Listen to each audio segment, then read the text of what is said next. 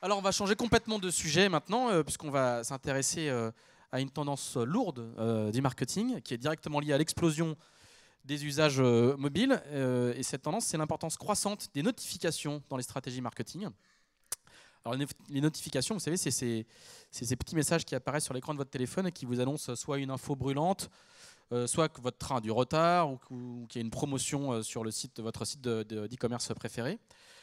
Pour ça, on va demander à Nicolas Vitre, qui est le marketing manager d'AxEngage, qui est une société spécialisée dans le développement et la commercialisation d'outils de CRM mobile, de venir nous faire le point sur les notifications.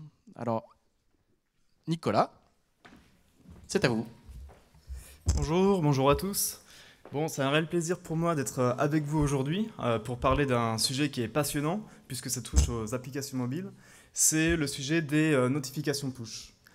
Aujourd'hui, je pense que dans la salle, vous avez quasiment tous un mobile avec des applications intégrées et donc vous recevez régulièrement des notifications.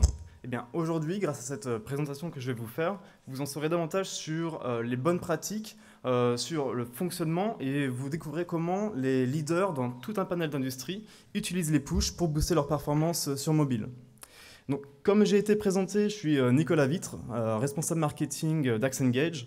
AxEngage étant le leader européen des technologies de push notification. Donc j'ai pour vous là une présentation de quelques slides, un peu moins que prévu. C'est très riche. Merci beaucoup.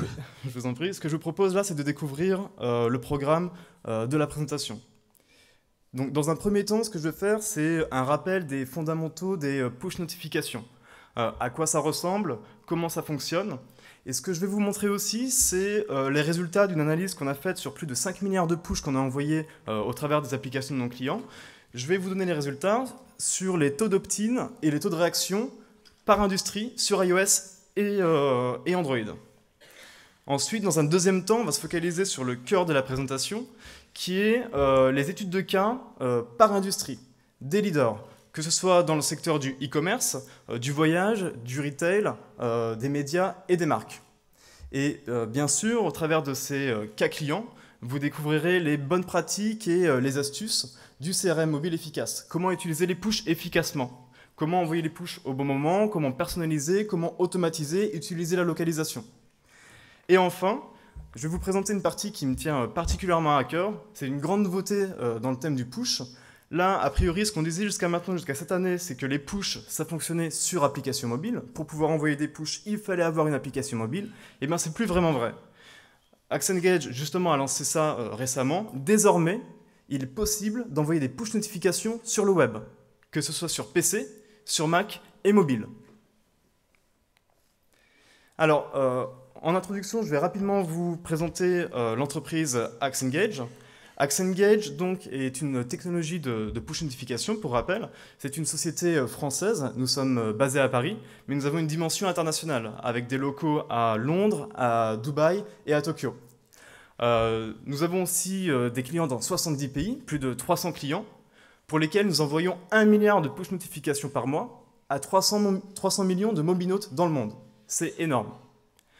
Nous avons levé 10 millions de dollars auprès de 2 fonds d'investissement, OTC Aggregator et Covea.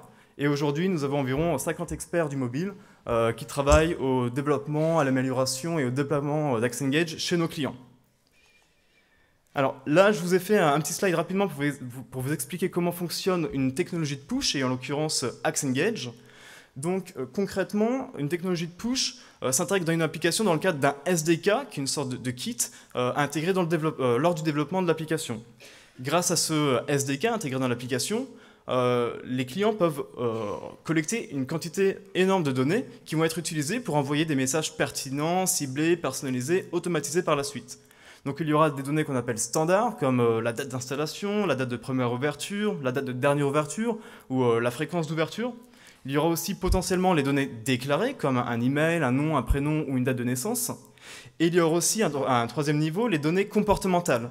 Quelles sont les actions de mes mobinautes dans l'application? Quelles pages ont été visitées? Quel bouton a été cliqué? Est-ce que telle ou telle vidéo a été vue? Et grâce à toutes ces informations, on pourra donc créer des messages, des campagnes de CRM mobile pertinentes. À un quatrième niveau, il y aura les données externes, les données qui ne sont pas issues du mobile. Donc les données qui seront collectées dans l'outil CRM externe des clients. Toutes ces données-là, sur chacun des MobiNotes, pourront être utilisées dans l'interface AxeEngage pour créer des messages segmentés, personnalisés, automatisés, tout en gérant la pression et en pouvant bien sûr faire de l'A/B testing. Et les messages pourront être diffusés sous différents formats. Il y aura le format des push notifications sur mobile, via le web et les apps. Il y a aussi les push notifications sur desktop via le web. Mais il y a aussi un autre canal, qui est le canal des messages in-app et inbox. Bon, là je vais vous montrer maintenant rapidement les clients avec qui on travaille. Donc on travaille avec des clients de toute taille, dans toutes les industries, dans le monde entier. Dans le secteur du e-commerce avec des acteurs comme Vente Privée, Rocket Internet, Price Minister ou Cdiscount. Dans le domaine du voyage avec Voyage SNCF ou Europcar. Les médias avec Le Parisien, Le Monde, L'Équipe, Sud-Ouest, énormément de médias. Et d'autres acteurs comme McDonald's, KLM, Club Med, voilà. Donc on a énormément de clients en France et en Europe, nous sommes leaders européens comme je vous l'ai dit. Et il y a une information qui est intéressante, c'est qu'en fait 95% des smartphones français ont la technologie AxeEngage sur leur mobile. Là par exemple, vous êtes un peu plus de 300 il me semble, il y a clairement environ 300 personnes parmi vous qui ont la technologie AxeEngage sur votre mobile. Et cette technologie donc, est utilisée pour vous envoyer les alertes que vous recevez au quotidien. Alors maintenant, on va commencer la présentation sur le rappel des fondamentaux. Qu'est-ce qu'un push? Un push, c'est donc un message qui est envoyé via une application mobile, pour l'instant, au MobiNote. Ça ressemble à un texte, ça ressemble à un SMS, mais c'est plus puissant et surtout ça coûte moins cher. Des émoticônes peuvent être intégrés dans les messages. Un son standard ou custom peut être déclenché à la réception du push. Et il y a également sur iOS un badge qui va être ajouté sur l'icône de l'application en haut à droite pour signaler qu'un push a été reçu. Pour pouvoir envoyer des pushs à des MobiNotes, il faut d'abord que ceci soit opt-in. Il y a donc un process d'optimisation. Ici à gauche, vous voyez le pop-up d'opt-in sur iOS. L'impact du push, les avantages sont clairs. Déjà, l'impact sur l'usage. Les MobiNotes qui reçoivent des notifications vont avoir un taux d'usage 2 fois plus élevé que les MobiNotes qui ne reçoivent pas d'application. Ensuite, c'est un canal qui est protégé par l'OS, c'est-à-dire qu'il n'y a pas de spam possible.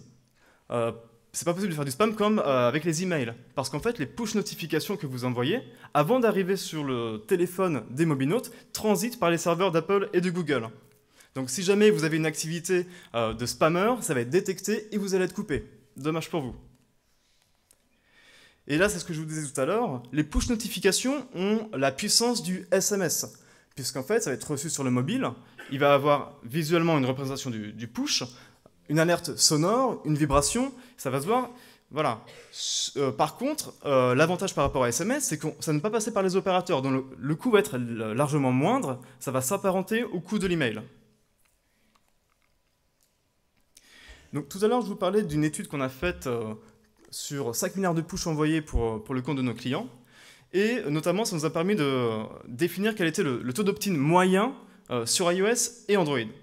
Donc le taux d'opt-in, c'est le taux de personnes qui acceptent de recevoir vos notifications. Plus le taux d'opt-in sera élevé, plus vous pourrez envoyer de messages à une audience qui sera large. Sur iOS, le taux d'opt-in est de 46%, donc environ un MobiNote sur 2 accepte de recevoir vos push notifications. Sur Android, le taux d'opt-in est de 100%. Donc là, vous allez me dire, mais pourquoi le taux d'opt-in est aussi élevé sur Android? Pourquoi il est de 100%? Eh bien, c'est très simple. Sur Android, en fait, pour passer sur iOS, je vais plutôt dire, pour passer opt-in, il faut accepter de recevoir les notifications. Il y a un pop-up system qui va s'afficher. Il faut cliquer sur OK ou accepter pour recevoir les notifications pour passer opt-in. Sur Android, c'est lors du téléchargement de l'application que le MobiNote passe d'office opt-in. C'est un consentement qu'on appelle passif.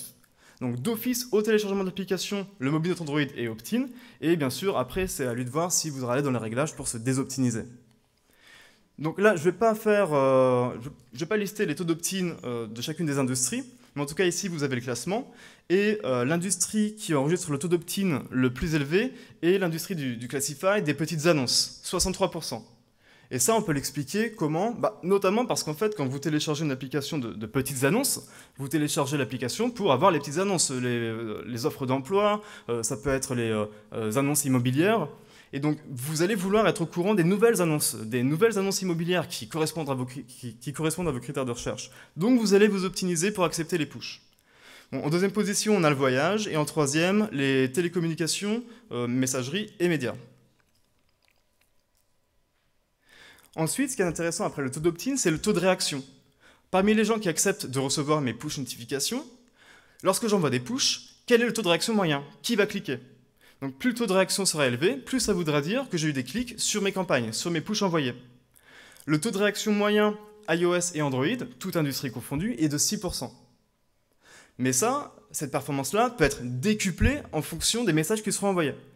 Je prends l'exemple d'une compagnie aérienne qui enverrait un message pour annoncer à ses clients que le vol a du retard ou qu'il y a une modification concernant le vol. Suite à l'envoi de ce push, on va enregistrer des taux de réaction jusqu'à 80%. Jusqu'à 80% des personnes qui vont recevoir le push vont cliquer pour en savoir plus. Et ça peut paraître normal. Ensuite, de façon générale, on constate que les taux de réaction sur Android sont 2 à 3 fois plus élevés que sur iOS. À la limite, je pourrais vous expliquer après, si ça fait l'objet d'une question, pourquoi le taux de réaction est plus élevé. Et là, quand on regarde par industrie, à nouveau, je ne vais pas lister. En première position, on retrouve les marques, FMCG. On a le voyage qui se débrouille bien avec 16% sur Android. Et la banque, même avec 17% de taux de réaction sur Android. Bon, après la banque, peut-être que ça s'explique parce que bon, si vous recevez un push de votre banque, vous allez vouloir réagir et essayer de savoir pourquoi vous recevez un push, quel est le message derrière. Donc ces statistiques-là, bon, je pense pas que vous allez les noter maintenant. Si jamais vous voulez récupérer la présentation, c'est possible. Si vous voulez récupérer les slides, vous pourrez m'envoyer un email. Je vous donnerai mon contact à la fin de la présentation ou simplement me faire une demande via LinkedIn, il n'y a pas de souci. Je ferai ça avec plaisir. Alors maintenant, on va s'attarder au cœur de la présentation, qui est les études de cas par industrie, que ce soit dans le e-commerce, le voyage, le retail ou le classified. Dans un premier temps, on va commencer avec des études de cas clients dans le secteur du e-commerce, et plus précisément avec le cas Price Minister. Donc, Price Minister, c'est un acteur qui c'est pas la peine de le présenter, vous le connaissez tous. Price Minister a une application mobile, et ils ont fait une étude qui est intéressante pour déterminer quel était l'impact du push sur le taux d'usage de leur application. Donc ce qu'ils ont fait, c'est qu'ils ont pris un échantillon de leur base, un échantillon auquel ils n'ont pas envoyé de push. De l'autre côté, ils ont envoyé des pushs au reste de leur base. Ce qu'ils ont constaté, c'est que les mobinautes qui recevaient des pushs avaient un taux d'usage 2 fois plus élevé que les mobinautes qui ne recevaient pas de push. Mais ensuite, et ce qui est plus intéressant pour Price Minister, après le taux d'usage, c'est de déterminer quel est l'impact du push sur les achats dans mon application, sur les taux d'achat. Donc pareil, c'était la même idée, il y a un échantillon qui ne recevait pas de push, un échantillon de mobinautes qui ne recevait pas de push, et un autre échantillon qui recevait des push. Ce qu'ils ont vu, c'est que les mobinautes cliqueurs aux push notifications avaient un taux d'achat 4 fois plus élevé que les mobinautes qui ne recevaient pas de push. Et là, vous allez me dire, oui, mais c'est normal, ils ont accepté de recevoir les push, ils ont cliqué sur le push, le taux d'achat est plus élevé, c'est logique. Oui, mais ce qu'on a constaté aussi, c'est que les mobinautes qui reçoivent les push, mais qui ne réagissent pas, eux aussi ont un taux d'achat plus élevé, 1,3 fois plus élevé que les mobinautes qui ne reçoivent pas de push. Donc là, au travers de ces 2 slides, je vous ai montré le cas Price Minister qui montre l'impact du push sur l'usage, x2, et sur les taux d'achat, jusqu'à x4 pour les cliqueurs au push. Un autre exemple dans le cadre du e-commerce, c'est la relance de paniers abandonnés. Sur mobile, encore plus que sur desktop, le mobinaute a de nombreuses occasions d'être coupé dans son processus d'achat ou dans son processus de transaction quelconque. Vous pouvez, lorsque vous utilisez une application, en fait, être coupé par un appel, par un SMS, parce que vous étiez en mobilité et finalement il y a une perte de réseau, ou parce que vous étiez en transport en commun, vous arrivez à destination, vous arrêtez vos actions. Donc sur mobile, il est très important pour les acteurs qui ont une application mobile de mettre en place des actions de retargeting. Ici, pour la Redoute, par exemple, on a quelqu'un qui va consulter l'application, une chaussure, et l'ajouter au panier. Sauf que la personne ne va pas finaliser son achat et va quitter l'application. Dans la plupart des cas, si vous regardez ce que font la plupart des acteurs du e-commerce, il n'y aura pas de push de relance. Et bien, la Redoute, eux, ce qu'ils font, c'est que au bout de 5 à 10 minutes, il me semble, vous allez recevoir un push pour vous rappeler qu'un produit a été ajouté au panier. Et en cliquant sur le push, le mobinote sera redirigé non pas sur la home page de l'application, mais vers le panier, vers la zone de panier abandonné, grâce au deep linking, à des liens profonds. Un autre exemple, c'est celui de vente privée. Vente privée va utiliser le push dans le cadre de communication cross-canal. Donc, la veille d'une vente privée, un email va être envoyé aux clientes, et le matin même, c'est le push qui va être envoyé pour annoncer l'ouverture de la vente privée. Et pourquoi c'est le push qui est envoyé le matin à l'ouverture de la vente privée? Tout simplement parce que le canal du push, c'est le canal le plus réactif. 90% des réactions à un push, ça se fait dans les 10-15 premières minutes. Maintenant, on va passer à l'industrie du voyage et au cas très intéressant de KLM.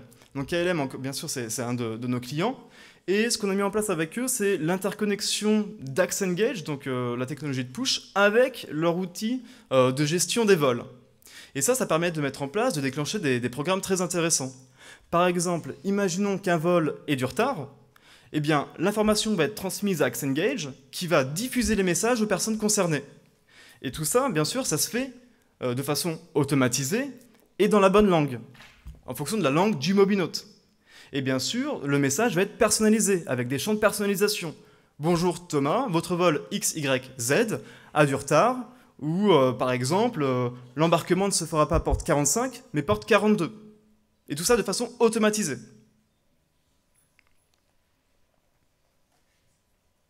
Un autre exemple dans le voyage, c'est le cas Easy Voyage. Donc, Easy Voyage, c'est un comparateur de prix. Et comme vous le savez, le business model, le modèle économique des comparateurs de prix, c'est d'afficher des résultats de recherche de partenaires qui, lorsqu'il y aura un clic, vous rémunéreront. Easy Voyage a une application mobile. Là, on a le cas d'une personne qui fait une recherche Paris-Bruxelles. En cliquant sur Rechercher, un listing de recherche apparaîtra avec des prix différents. Et c'est lorsque les mobinotes vont cliquer sur les résultats de recherche que Easy Voyage sera rémunéré. Ce qu'ils ont fait, eux, c'est du retargeting en fonction du comportement. Easy Voyage va garder en base l'historique de vos recherches pour que lorsqu'il y aura des nouveaux bons plans correspondant à vos recherches historiques, vous recevrez un push pour vous inciter à les découvrir. Là, dans le cas suivant, les mobinotes vont recevoir un push leur informant que de nouvelles offres sont disponibles à destination de Bruxelles. Et lorsque le mobinote va cliquer sur le push, on va lui afficher un listing actualisé des bons plans. Et là, Easy Voyage va faire en sorte d'optimiser son taux de clic sur les résultats de recherche. Il va donc optimiser ses revenus. Alors là, je vais vous montrer 2-3 cas dans le cadre du retail et aussi du géomarketing. Dans un premier temps, le cas Darty. Sur Android, il y a des formats de push qui sont particulièrement intéressants, qui sont différents d'iOS. Notamment, il y a la possibilité d'avoir des messages intégrant des images. Ici, Darty a fait un test. À gauche, vous avez un push Android classique, avec une icône, un titre, un descriptif. Et à droite, vous avez un push Android image. Donc, avec une icône d'application, un titre, un descriptif et une image complémentaire qui va venir complémenter le push et permettre à l'annonceur de visualiser une offre, d'inciter à l'action. Ce que Darty a constaté, c'est que les taux de réaction étaient jusqu'à plus 15% plus élevés. Un autre exemple, c'est le cas Monoprix. Monoprix qui a mis en place un programme de welcome, un programme de bienvenue aux personnes qui téléchargent l'application. Donc c'est un programme automatisé. Si vous téléchargez l'application Monoprix Mes Courses, demain, à J+1, Monoprix va vous envoyer un push mettant en avant une offre promotionnelle afin de vous inciter à faire votre première commande. Vous allez avoir demain un push vous disant que vous avez 10% de réduction sur votre première commande. Et si jamais vous ne réagissez pas dans les 5 prochains jours, à J+5, vous allez recevoir un second push vous disant, pour rappel, vous avez un code promotionnel que vous pouvez utiliser pour bénéficier de 10% de réduction. Et si au bout de 10 jours, vous n'avez toujours pas réagi, alors il y aura un troisième message, vous disant, bon, il ne reste plus que quelques jours pour en profiter. Et bien sûr, bon, si entre J+5 et J+10, vous avez profité du bon de réduction, le troisième message ne partira pas. Alors, un autre exemple, dans le cas de cette fois du géomarketing, c'est le cas Disney et en l'occurrence Disneyland Paris, qui est un de nos clients. Le geofencing, c'est génial, c'est la possibilité d'envoyer des messages en fonction de la localisation en temps réel des mobinautes, et ce, sans utiliser davantage la batterie du smartphone. Donc là, ce qui se passe avec Disneyland Paris, c'est que si jamais vous avez l'application mobile installée sur votre téléphone, lorsque vous arriverez à proximité du parc, automatiquement, vous allez recevoir un push de bienvenue. Bonjour, bienvenue au parc Euro Disney. Utilisez l'application pour découvrir les temps d'attente de vos attractions favorites. Et ce programme-là va vous accompagner tout au long de votre parcours lors de votre séjour dans le parc. Aux alentours de midi, vous allez recevoir des pushs automatiquement vous annonçant qu'il y a des restaurants plus ou moins sympas avec des offres particulières à découvrir. Lorsque la parade s'apprête à commencer, vers 15 h il me semble, juste avant, vous allez recevoir un push vous disant « La parade va commencer, tenez-vous prêts ». Mais autre chose qui peut être très intéressante et qui est mise en place, c'est, imaginons que vous soyez dans le parc et vous quittez le parc prématurément. Vous partez peut-être, disons, à 15 h, ce qui est anormal. Pourquoi partez-vous si tôt?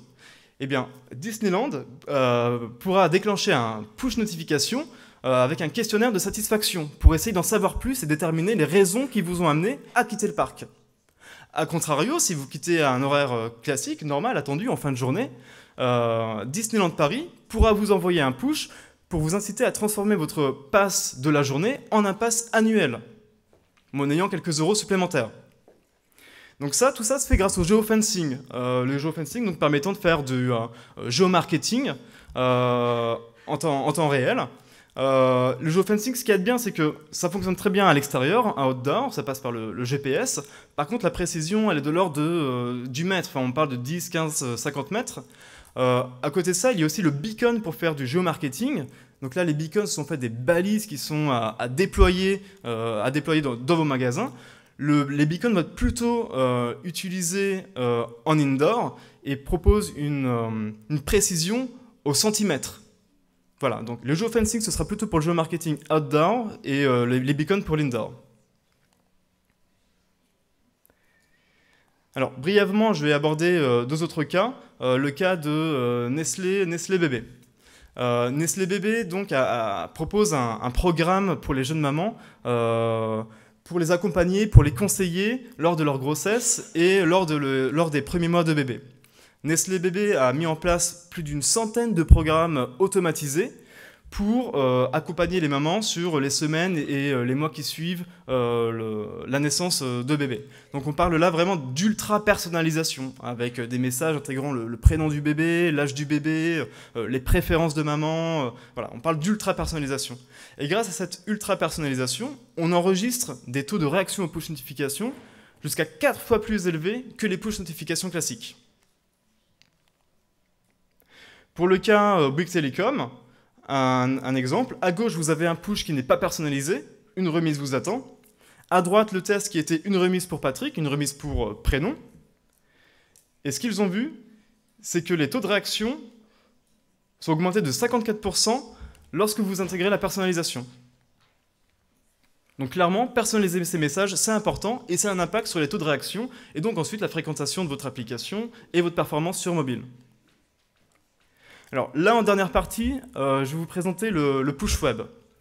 Je le disais tout à l'heure en introduction, jusqu'à maintenant, dans la tête de tout le monde, le push, c'était réservé aux applications mobiles. Et je pense que jusqu'à aujourd'hui, la plupart d'entre vous pensaient ça aussi. Eh bien, c'est plus tout à fait vrai, c'est même plus vrai du tout, puisque vous pouvez désormais pusher sur le web. Vous avez un site web, des personnes viennent sur votre site web, et bien vous pourrez les retoucher via le canal des push notifications sur PC, sur Mac et sur mobile, en l'occurrence Android. Donc sur Mac à gauche, vous voyez le push cartouche qui va s'afficher en haut à droite. Sur PC, ça va être en bas à droite. Et sur mobile, enfin sur Android, pour l'instant ça ne fonctionne que sur Android, au centre du téléphone si le téléphone est locké, mais vous le verrez après, ça s'intègre aussi dans la barre de notif tout en haut du téléphone ou dans le centre de notification. Donc pour l'instant ça fonctionne sur Chrome, sur les dernières versions de Chrome, et sur mobile, ça ne fonctionne pour l'instant que sur les devices Android. On ne sait pas encore comment va se positionner Apple ou Windows sur le sujet, mais pour l'instant, voilà. Là, je vais vous montrer un exemple. Le push sur le web fonctionne un peu de la même manière que le push sur application. C'est-à-dire qu'il faut s'optimiser au push pour pouvoir recevoir des pushs. Donc là, si vous allez sur le site https://axengage.com, depuis un Android ou depuis un PC ou Mac équipé de Chrome dans les dernières versions, on va vous afficher un pop-up de demande d'autorisation, de demande d'acceptation des pushs. Si vous cliquez sur autoriser, vous allez recevoir des pushs par la suite. Si vous cliquez sur bloquer, vous ne recevrez pas de push. Sur Mac, c'est similaire, le design est similaire. Et sur Android, ça se passe comme ça. Vous visitez le site web, en bas, on vous demande l'optimisation, vous vous positionnez, et ensuite, le pop-up system, l'alert system se ferme. À partir de là, si vous acceptez de recevoir les pushs, vous êtes opt-in. Vous allez donc recevoir des notifications. Là, on a l'exemple d'une campagne automatique qu'on a mis en place sur axengage.com. À J+1 après l'opt-in, on va vous envoyer un push pour vous remercier d'être venu visiter le site axengage.com et aussi pour mettre en avant une démo. Est-ce que ça vous dirait d'en savoir plus sur le push web ou mobile? Est-ce que vous souhaiteriez avoir une démo? En cliquant sur ce push, vous serez alors redirigé vers le site Axengage et vers une page profonde, en l'occurrence la page de demande de démo. Sur Mac, ça va être pareil, enfin, vous aurez le push en haut à droite. Et sur mobile, ce qui est intéressant sur Android, c'est que les capacités d'affichage sont exactement les mêmes que celles des pushs sur application mobile. C'est-à-dire que le push va s'intégrer sur l'écran loqué, mais aussi en mode toast tout en haut du téléphone lorsque le mobile est en cours d'usage, et aussi dans le centre de notification. Donc ça, le push web, c'est vraiment une innovation, c'est une grande nouveauté. Je pense qu'il y a peu d'entre vous qui est au courant que ça existait, et c'est pas encore utilisé par les marques. Pas encore, mais ça va être le cas. Donc si jamais vous avez des activités sur le web, que vous êtes intéressé par le push et que vous n'avez pas d'application mobile, je vous incite à vous dépêcher d'en profiter pour faire partie des premiers à utiliser ce nouveau canal de communication qui va tout changer.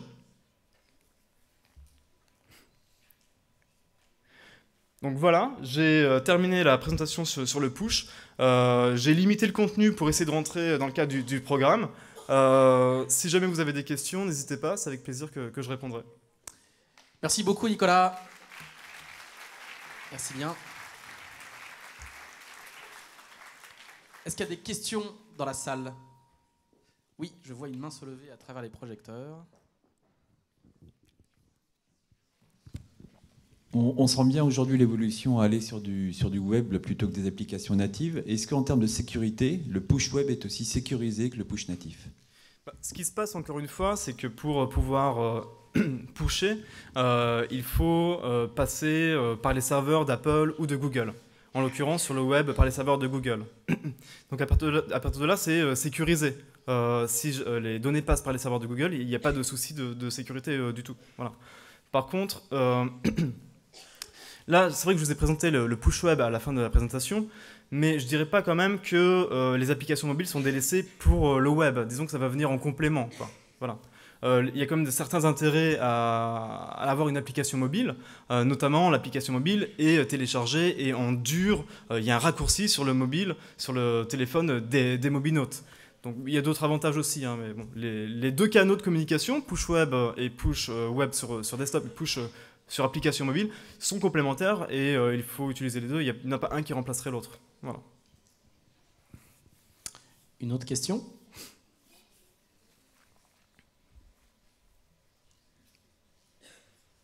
Pas d'autres questions? Moi, j'en ai juste une. Si, au premier rang.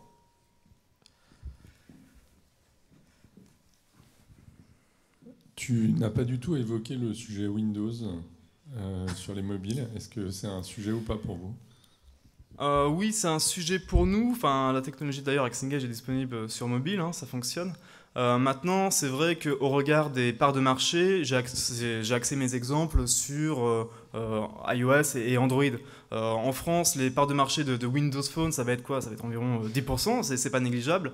Maintenant, moi je me suis focalisé sur les grandes masses, sur les grandes parts de marché, donc iOS et Android. Voilà.